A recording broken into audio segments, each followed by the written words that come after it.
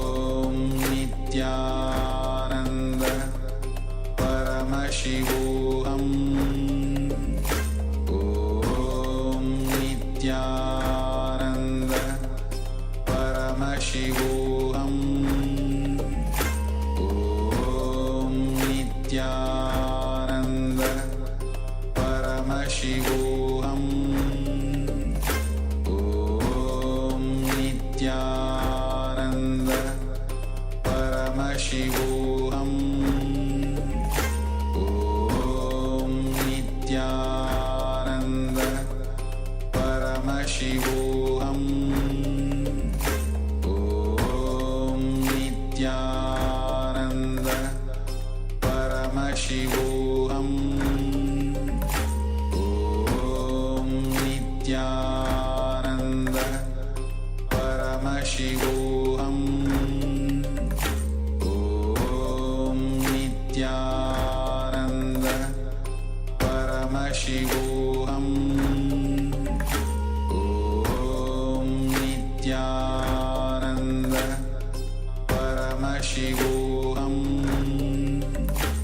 Om Nityananda Paramashivoham Om Nityananda Paramashivoham Om Nityananda Paramashivoham Om Nityananda Paramashivoham Om Nityananda Paramashivoham Om Nityananda Paramashivoham. Slowly, you can open your eyes and take the second measurement after the power manifestation of the weight of the object, the metal object that initially you took the measurement. So again, you can use the weighing scale, or you have any app, the weighing app on your phone,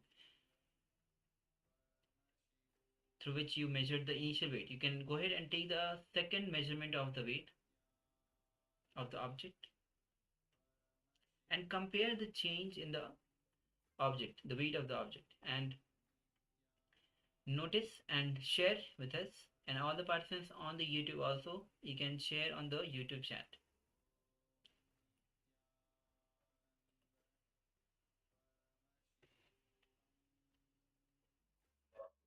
It's also requesting all participants that have their cameras switched off, please switch on your cameras and be visible in the camera itself, and let us take part in this take part in these programs. Yes.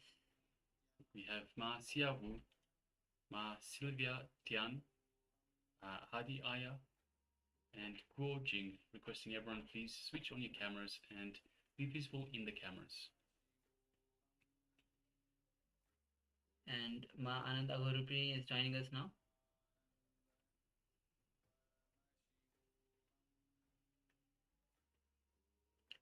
Okay, so if you have taken part, please share. Meanwhile, we'll be moving to the next session, and the next session is going to be on the secrets of gathering wealth around you. This is going to be from the Jain Sutras. How when an Arihanta who is in Tirthankar in Jainism, how just around them the wealth just gathers around them. So we'll be learning the secret of gathering wealth around you. So please pay attention to this powerful cognition. When there is a shift in your powerful cognition, when there is a shift in your inner space with these powerful cognitions, simply you will start gathering, attracting wealth around you. So please come to the space of listening as we enter into this revelation by Bhagwan.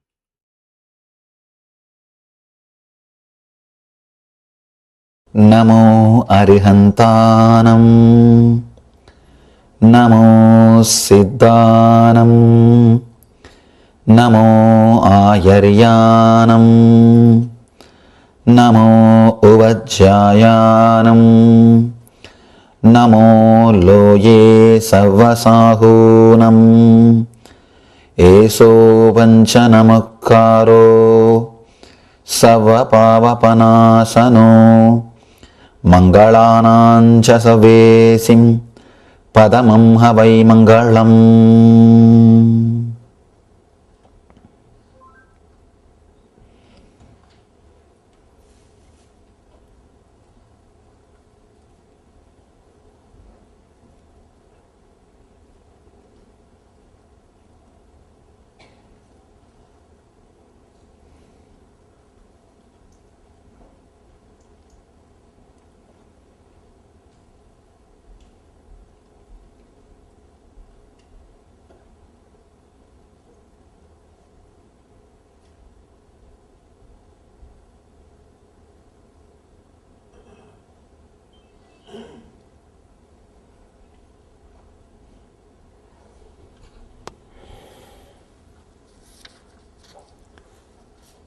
Today's topic is true knowledge.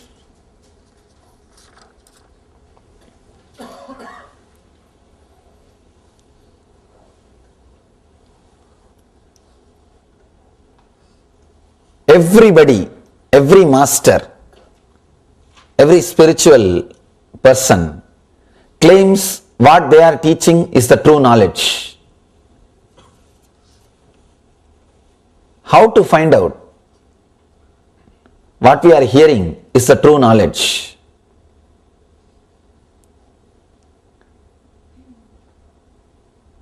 There should be a scale for satya. There should be a scale for truth. What is truth? There should be definition. There should be clear idea with which we can find out whether it is truth or not. Mahavira is giving the touchstone definition of satya here.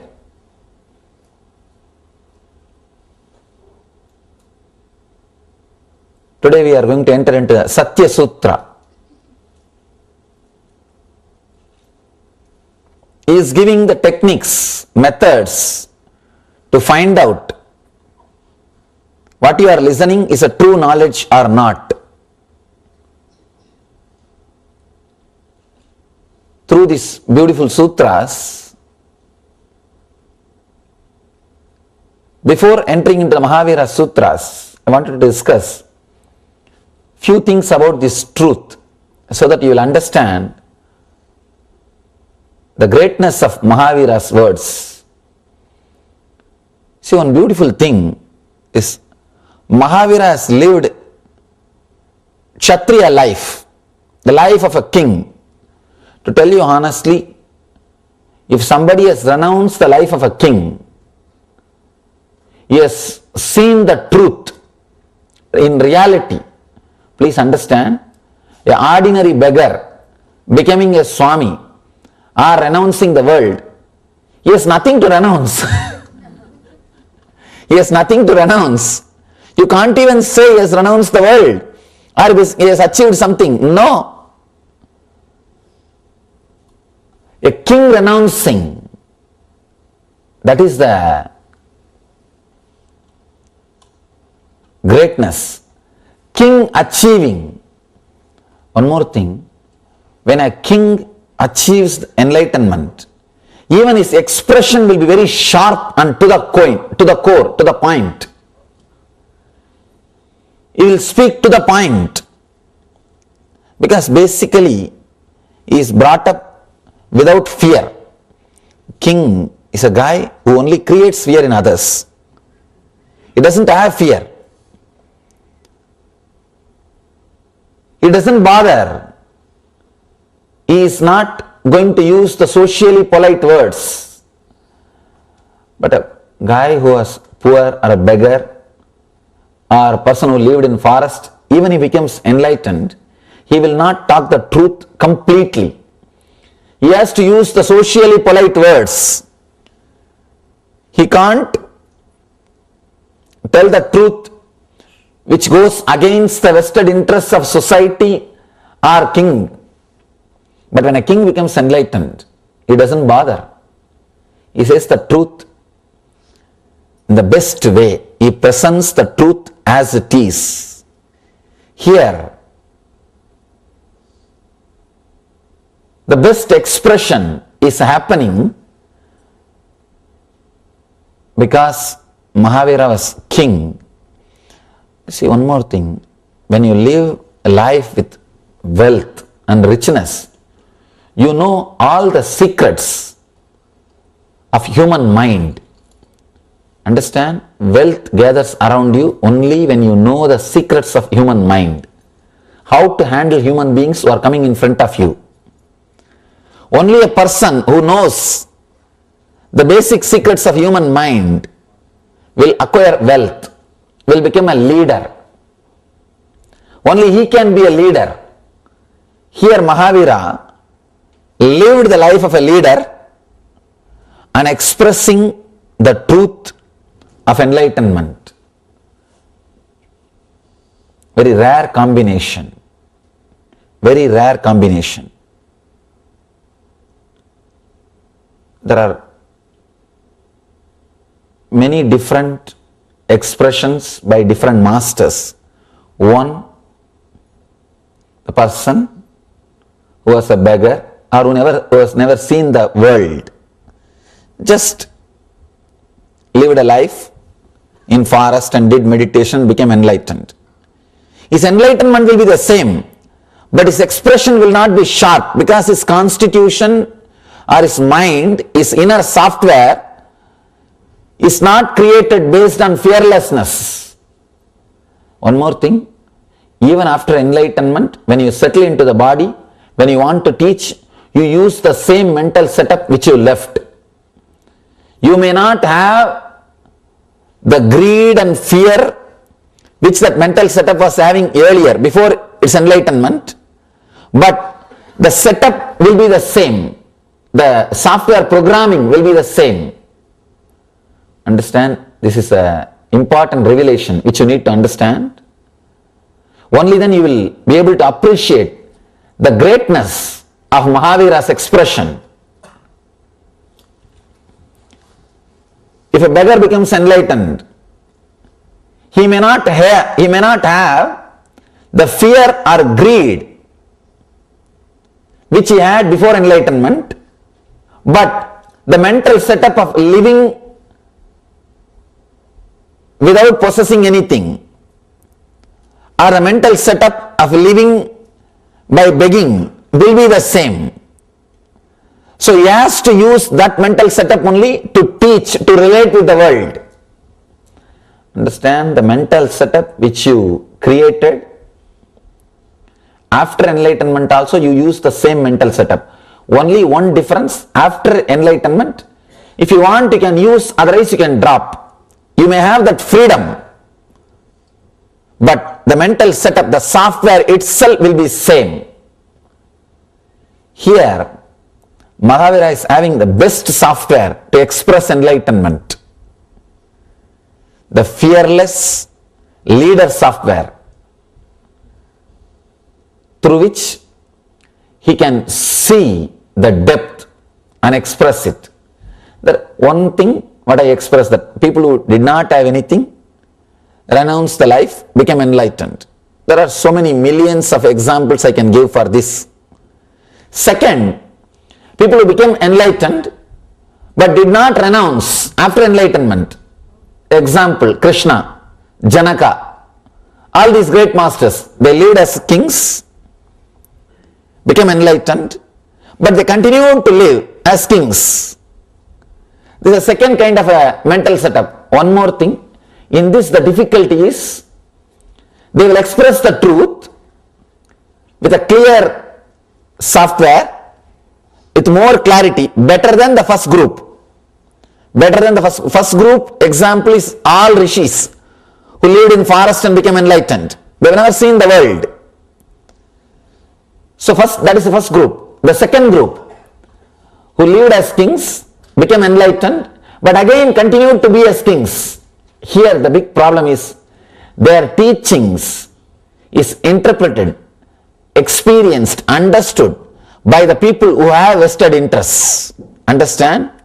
When you are talking to your ministers, even if they don't understand, they have to listen. But Mahavir has no captive audience. Mahavir is not talking to captive audience. When Krishna is speaking to his ministers, when he is teaching to Arjuna, practically they are captive audience. Even if Arjuna doesn't want, he can't escape from Krishna. He has to listen because he is receiving some service from Krishna. When your boss makes some joke, you have to laugh. You can't do anything about it. You have to. Same way when Janak is teaching, his whole court has to listen. They are captive audience. So, the person who is listening, whether he agrees or not, he has to listen. So, complete truth expression is not possible. It's not possible. I don't sit with my ashramites and take these spiritual classes. I give them only the instructions what to do. They ask me, what is this, Swamiji? You are not sitting and talking to us like this Shiva Sutras or Jain Sutras and all these sutras. I tell them, you guys are captive audiences. Whatever I talk, you have to listen. No other way. That way, truth can never be expressed. Truth cannot be expressed to a person who is bound to listen. Truth can be expressed only to a person who has got the freedom to doubt and question. Who has got the freedom to doubt. See, you have a freedom. You can doubt me. And you have a freedom. You can put a question. You have a freedom to go out. Only to you, truth can be delivered. Truth can be delivered in its purest form only to a person who is not receiving anything else from a master. If you receive something else from me, apart from truth, you may be sitting here for that. You can't receive the truth. You are not qualified to receive the truth. Here, the whole thing, if you see, has come in a beautiful way. Mahavira is the ultimate category. Was king who became enlightened and renounced the kingdom. He is teaching sitting on the platform of Satya. Only one thing is holding him, Satya. He doesn't have the title. He doesn't have any other title like a king. No. He is heard by the people just because he is enlightened. See, after enlightenment, if you are sitting on the throne of a king, people may hear you because you are king. You don't know what for he is sitting. You don't know why he is listening. You can't say people are sitting just because you are enlightened. They may be sitting because you are a king. There may be some other reason for you to sit. In India, during all our rituals, means the homas, yajnas, yaga, we give free food. But I never give free food during meditation programs. Because people may be sitting for food. I will not know whether they are sitting there to listen meditation or enlightenment or for food. I tell them give free food during yaga, during rituals, not during meditation. It is a disrespect to meditation. I don't want that. There should not be anything else associated with the spiritual truth. No. If you associate anything else with the spiritual truth, the possibility is there. The truth will not be heard properly. It will not be received properly. Here, Mahavir is talking to people who are not bound to him in any way. Who are not bound to him in any way. Seekers. One more thing. Seekers are the most dangerous people. Because you can't bind them. You can't bind them. And there is nothing which can bind them. You can bind them only by love and gratitude. So you can't even use the word binding. It can't be even a bondage. You can keep them together only based on love and gratitude. Here he is talking to a community of seekers who are not receiving anything else from him but truth. They are not there for anything else except truth. And he is not carrying any title. He has renounced all the titles. So nobody is sitting in front of him because he has got some title. Because he is a king of some place or he is somebody. No. People are sitting in front of him just to listen to the truth. He is a pure being without any personality, without any title. See, the word persona comes from a Greek root. In those days, the drama actors, they will use masks. That mask only is called persona. Personality means the mask which you are using. Janak has got mask. He is a king. Ashtavakra has to listen to him. No other way. Or the Sugabrahma, sorry, not Ashtavakra. Ashtavakra actually taught Janaka. Sugabrahma came to listen from Janaka. Sugabrahma has to listen because Janaka is a king. Sugabrahma is a captive audience. He is captured. He has to. Whenever a king speaks, you can't tell anything. But here with Mahavir, there is no other relationship except the master and seeker. The purity of relationship is important to maintain the purity of the teaching, purity of the truth. And one more thing, Mahavir has no vested interest. He is not talking to his people to make them do something. No, there is no ulterior motive. There is no goal. Whatever is said and done, Krishna has got a motive to deliver Gita. All he needs is Arjuna has to fight now. So he has to talk. He has to express the truth in such a way that Arjuna will start fighting. There is an ulterior motive. And not only that, Krishna is running a community. He is running a kingdom.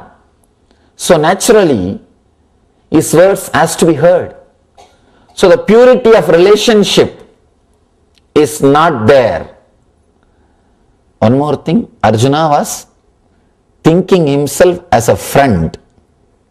That's why in Gita he says, Krishna, forgive me. I thought you are my friend. Hey Krishna, hey Yadava, hey Shaketi. I called you as Yadava by your community name. I called you as my friend because he was thinking as a friend. So the purity of relationship is not there. You can't deliver a truth to your friend. You can deliver a truth only to a seeker. Here, the best mental setup, best software, and the greatest enlightenment, greatest experience of enlightenment, and right persons with the right attitude sitting in front of Mahavir. So the best truth is being delivered. True knowledge is coming out. He is giving us the scale. He is teaching us what is Satya and how to find out whether something is truth or not. One more thing, even Patanjali, the greatest scientist of the inner world, says Apta Pramana, the words of an enlightened beings can be accepted as a truth. So that can be considered as a scale. If an enlightened being says, you can take it for granted, it is truth. But Mahavir says no. He doesn't even want to say that anything told by an enlightened being is truth. No. Because who knows whether somebody is enlightened or not? God doesn't give certificate. What to do? We don't have a certificate. So Mahavir goes a step further. He is not accepting apta pramana.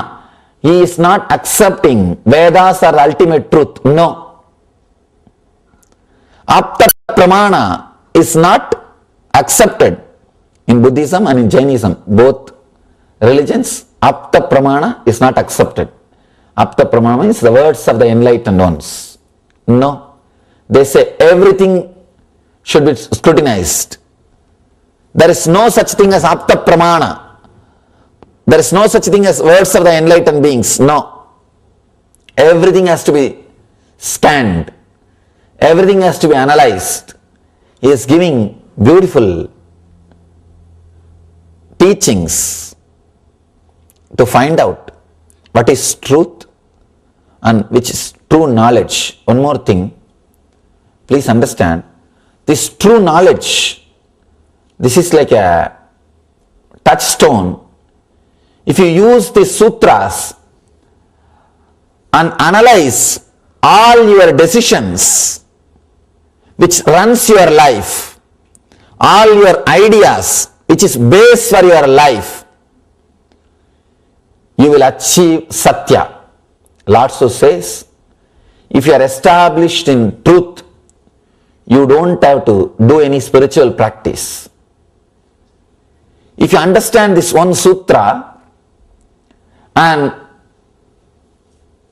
redefine all your decisions, ideas, concepts about your life, you don't need to practice any spiritual discipline. You are enlightened this moment. All you need to do is redefine all your ideas. See, there are only few pillars on which your life is standing. Your life is established. Your desires, your idea about yourself, means positioning yourself. How you position yourself in the inner world. Understand, I am not talking about how you position yourself in the outer world. That all of you know it's not worthy. Not only that, it's a pure lies. All of you know whatever you may talk about yourself to others, but you don't believe that. You may make others to believe. You really don't believe. Just look inside. You can laugh at yourself. I always tell people, really, when you sit alone and start thinking what all you project as you, actually if you really believe what all you project as you, by now you would have become enlightened. Because Ramakrishna says, Man Muk Ek Karo, means the mind and the words, if you make it as one, you are enlightened. If you believe what you speak about you, you are enlightened. Actually, whatever you speak about you, start believing that in a strong way is also a spiritual practice. Whatever you are talking about you, I am this, I am that, you don't know me, all those things you start believing. But the difficulty is you won't believe, that's the problem. When you try to believe also, your mind will tell, you can talk all these things to others, not to me. If at all you can, people come to me. Many times I have seen, they come to me and they just wanted to throw their weight to impress me.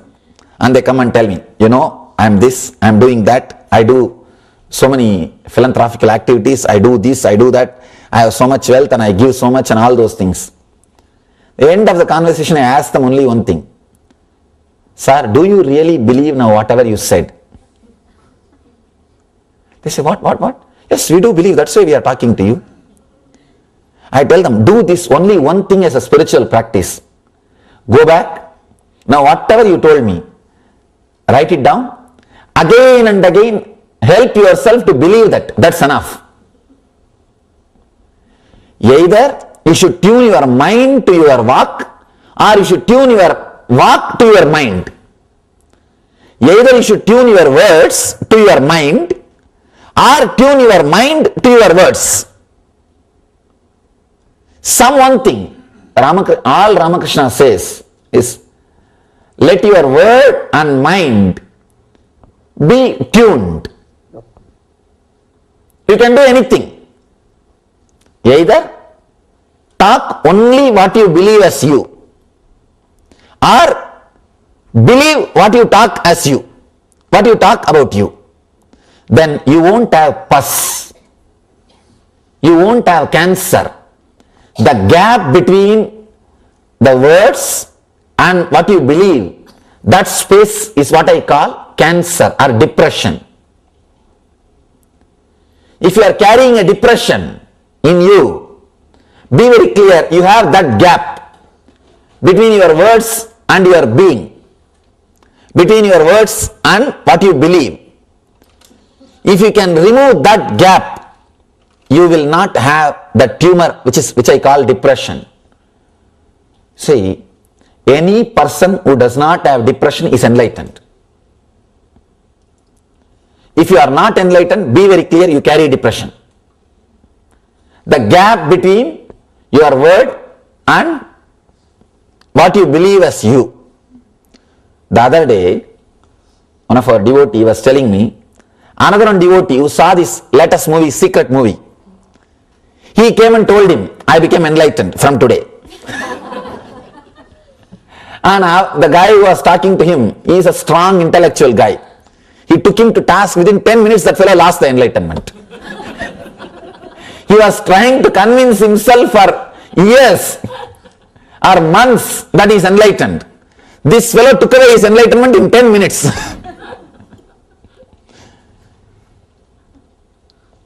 He is only telling others he is enlightened. He himself is not able to believe. Because anybody can come and talk to you and in 10 minutes you lose your enlightenment.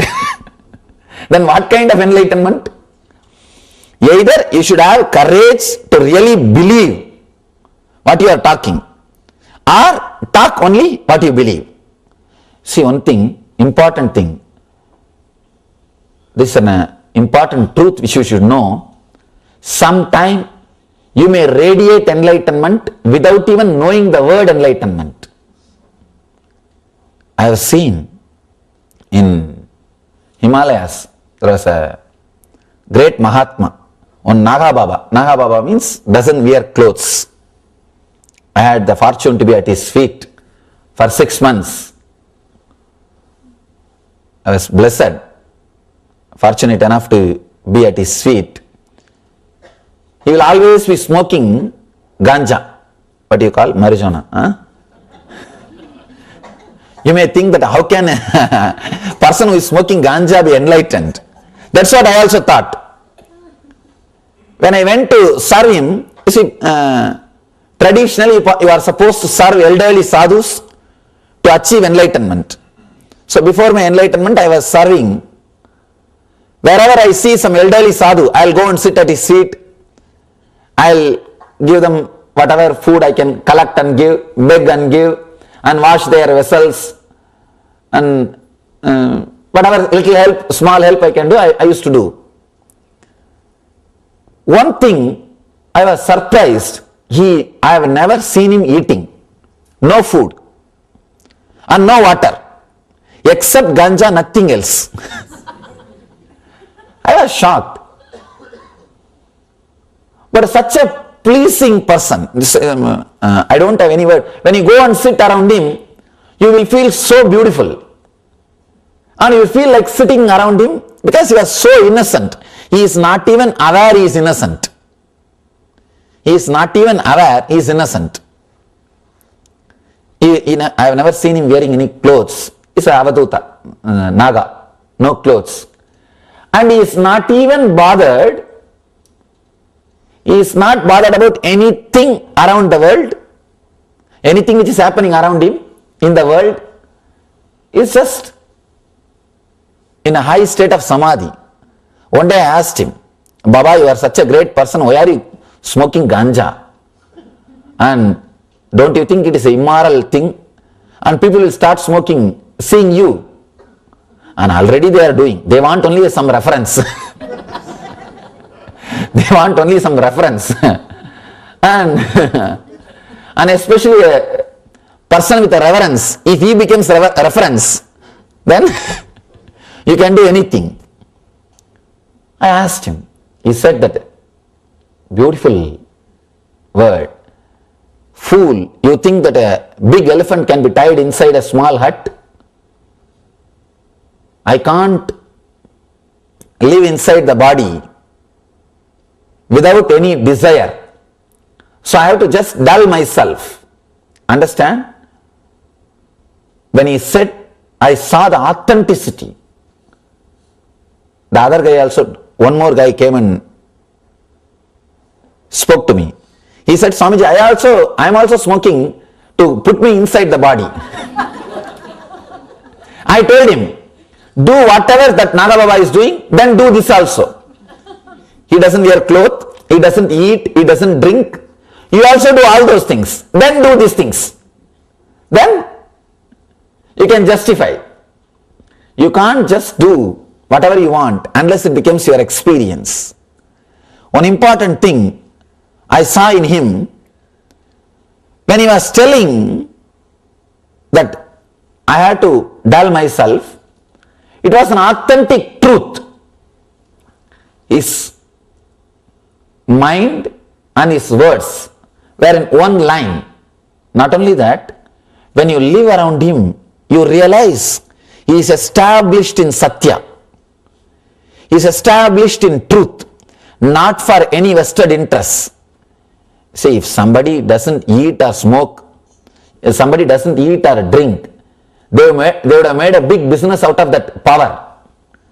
But I have never seen him making big fuss about it. If people ask him, why you don't eat, Baba? He says, who will get up and go and cook and eat? Forget about it. He will not even show that it is a big power. You won't even see that ego, that he lives without food and water. No. When you are really established in truth, you will not be aware of your own powers. You will only radiate, but you will not know those words. I asked him, what is Atmajnana? He does not even know that word, but he is an Atmajnani. What to do? He is radiating Atmajnana. He is radiating enlightenment, but he doesn't know the word. And he said, I am fortunate I did not learn about Brahman. I achieved Brahmajnana because I did not learn those words. Same way Ramana Maharshi. When people ask him, what is the Brahmajnana, what is the Atmajnana? He said, I am fortunate I did not learn those words before my enlightenment. Because learning some words may postpone your enlightenment. Sometimes learning too many words will postpone your enlightenment. I always tell people, never read any book which is written by an unenlightened person. Don't read anything which is written by an unenlightened person. No. Because you may create words which will stop your enlightenment. You will create a negative software which is not supporting the enlightenment process. Enlightened person's words will create a positive software in you which is constantly inspiring you towards enlightenment. See, in the end, all enlightened masters will be pushing you towards sadhana, towards enlightenment. One of the Ramakrishna's disciple, his name is Brahmananda. He says, if you read Ramakrishna's words, there is a beautiful book called Katamrita, Sri Ramakrishna Katamrita, we call in English Gospel of Sri Ramakrishna. He says, if you read that book every day for 1 year, I assure you will have the darshan of the ultimate. You will experience enlightenment. You will be shocked. How can a person say that enlightenment in 1 year, guaranteed? I tell you, when you read these master's words again and again, when you listen these great master's words again and again, you create a new software, you create a new mental setup which reminds you the ultimate truth again and again, which inspires you towards that higher ideal again and again. Every day you are again put on the track. You are again inspired to run. You are again given the enthusiasm to take up the journey. It's like a everyday inspiration, and it creates a new mental setup. It is true, when you read or listen to the master's words for 1 year, and 1 year is too much time. 1 year is enough to create a mental setup which will radiate enlightenment. It's like there is a light. In every one of you, that light is there. In front of the light, if there is a wall, that light can't shine. If there is a glass, that light can penetrate and it can shine. Putting glass instead of wall is reading enlightened beings' words. As of now, you have a big wall.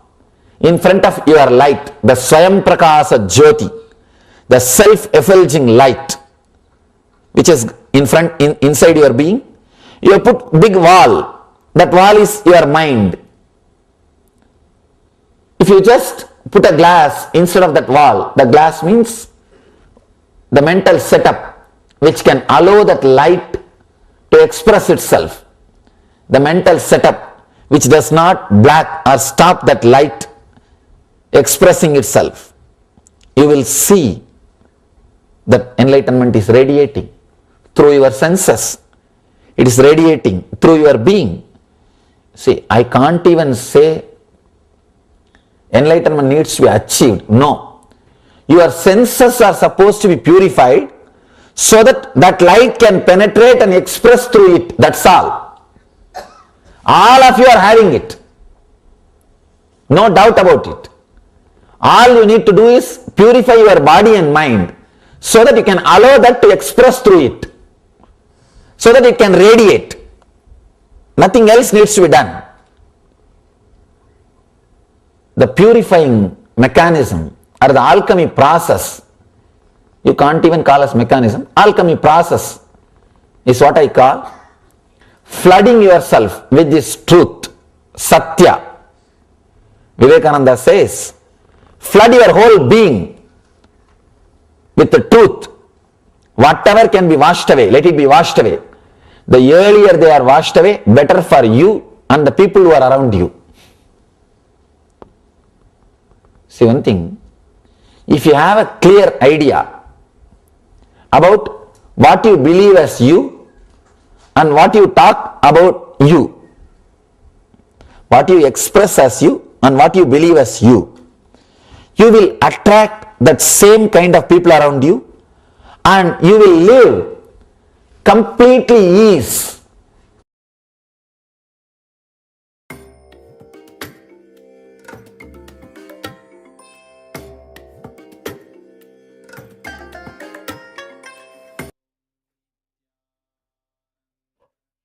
Yes, Nityan, all of you. And this is the way Swamiji has described how to create or secret of attracting wealth around you. When your inner space is filled with, when your inner space, when you are established in the inner space, then Swamiji says again and again, you should not be bothered about outside much anymore, because what you yourself know that outside is a lie. Whatever we have built outside is a lie. So look inside and work. Whatever Swamiji gave example of Ramakrishna. Ramakrishna says again and again, मन और वाक एक करो. This is a proverb, that Hindi proverb that Swamiji said, which means tune your mind and the words. Either you tune your mind to the words or words to the mind. Either way, when both become in tune, you are enlightened. Yes, so continuing on with the secrets for creating wealth, we'll move into an internalization exercise. And Swamiji beautifully says, there's this one understanding that will liberate you from all your anxiety, and you will become the best manager. If you know you are creating your wealth, if you know this one thing, you are creating your wealth. If you know you are projecting and seeing things around you, you can create miracles. You can make miracles happen around you. See, it is like any slide which is kept in front of a projector becomes reality on the screen. It appears as reality on the screen. So if you want to change the scenes in the scene, going and scratching, so if you want to change the scenes, going and scratching the screen will not work. Trying to fight with the lights will not work. So it is only by changing the slides that the scenes will actually change. So just do a small correction on the slide and it is done. And your life is just like that. A projector light is your consciousness, and the slide is your samskaras. The screen is the life which you are living. So now our condition is that we are fighting with the screen or the light beams. We are trying to push the light beam. No, moving, you move, but you don't understand that we can't grasp it. Fighting with the screen is not going to work. So whether we are trying to move or do anything, it is not going to work. So now we'll be entering into a small internalization exercise to understand, to look deep, contemplate into ourselves, and the way how we can actually go deeper into when we look into ourselves and go deeper and when cleanse our space, then how we can attract wealth. The first step is going to be look into your life, that you are creating it and that you are projecting it, you are expressing it, because you never connected and never verified all the outer world incidents and your inner world thoughts. You neither gave that much time to yourself nor had the intelligence to connect and see. So now pick one incident of your life, pen down in detail what happened and how you reacted.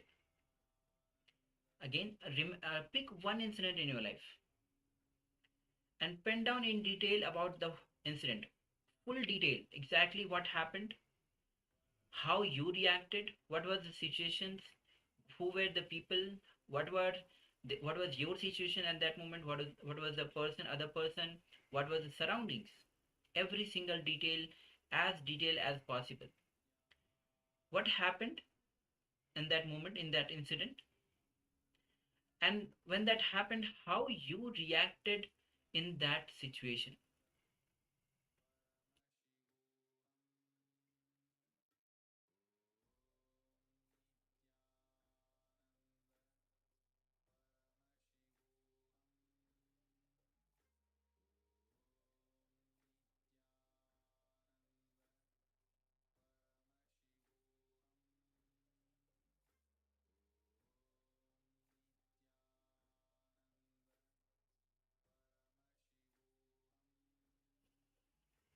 So I hope all of you have taken one incident.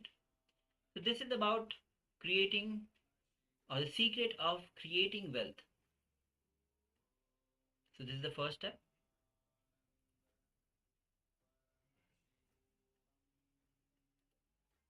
The second step is going to be look back at that incident which you have just written down from the understanding. Look into your life that you are creating this, you are creating it, you are projecting it, you are expressing it. For example, your manager is waiting on to take your promotion forward, and in frustration you reacted and started to gossip about the manager in order to, to your other colleagues, that only made situation worse. Instead, look into your life and see what inner thoughts you had when you filled when you filed a promotion. Maybe this will not work out. Maybe I need to work harder. So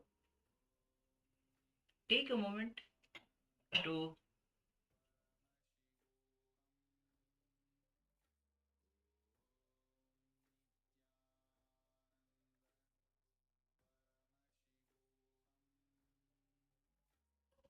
so again look back at the incident which you penned down from the understanding.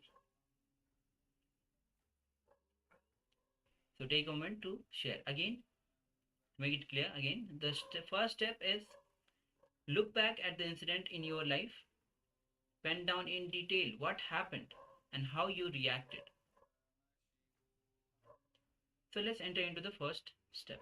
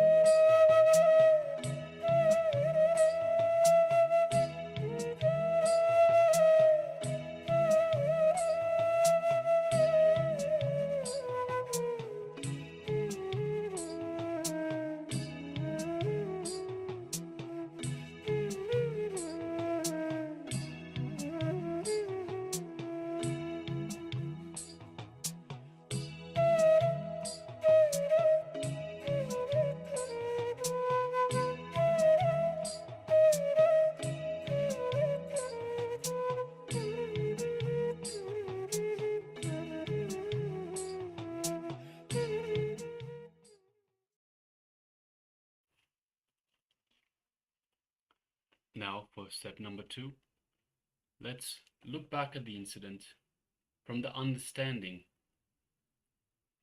that you are creating your life. You are projecting it, and you are expressing it. So once again, we'll give the example. Your manager is waiting on taking your promotion forward, but in frustration, you react and you start to gossip about the manager to your colleagues, which only makes the situation worse. Instead, look into your life and see what inner thoughts you had when you filed for promotion. Maybe this will not work out. Maybe I need to work harder. So now take a moment, take a few minutes, and let's do this second step.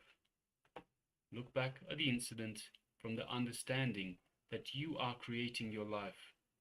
You are the one projecting it, and you are the one expressing it.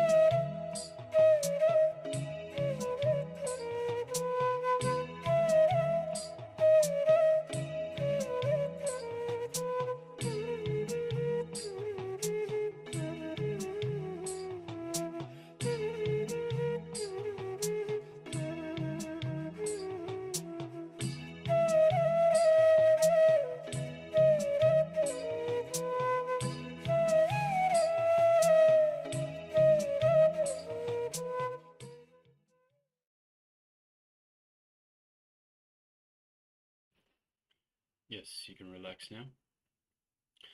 And please try to experiment with this very idea. Till tomorrow evening, just be continuously aware and see how many times you're failing.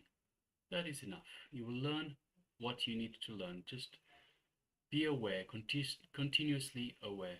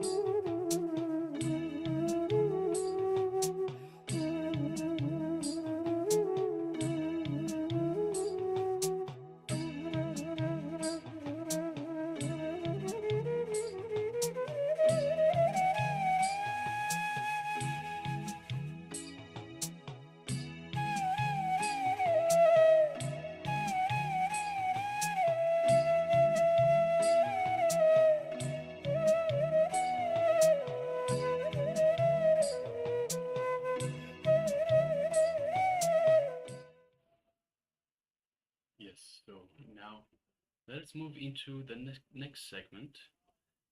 And the next segment is the power manifestation. So previously we have been toying with different objects, so metal object or compound object.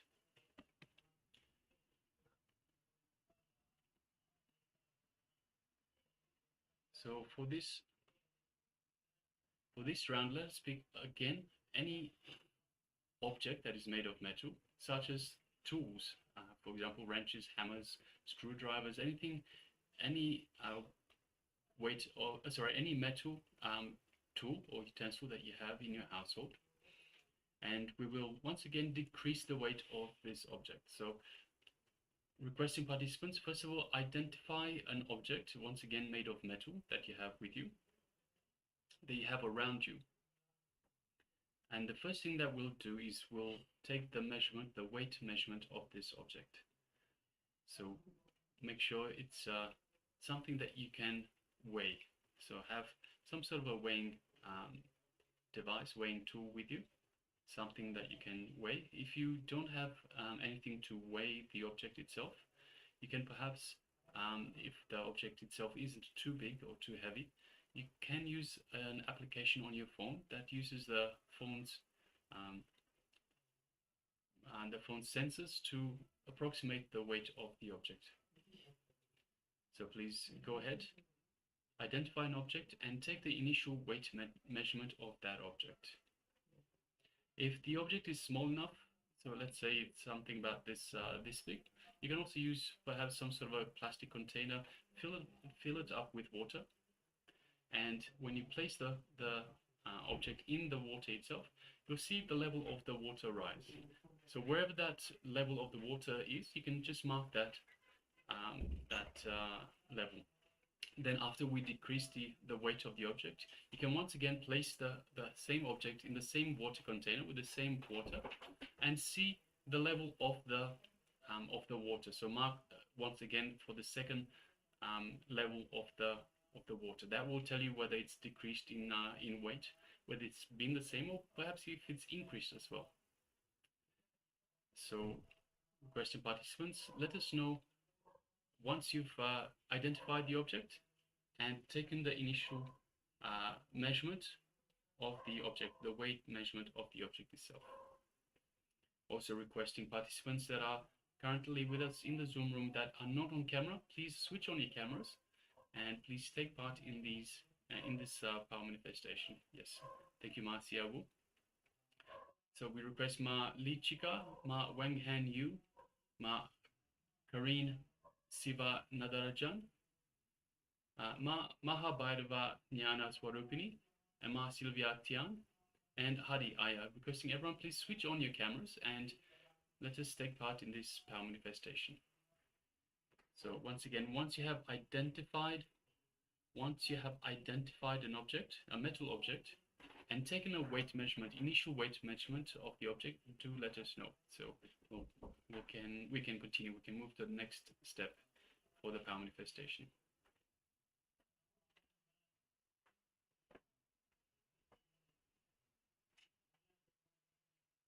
So just giving a couple more minutes. Please identify a metal object and take the initial measurement, the initial weight of the object.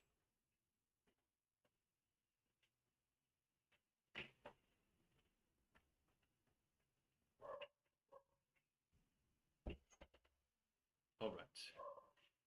So now, once we have the object and the initial measurement,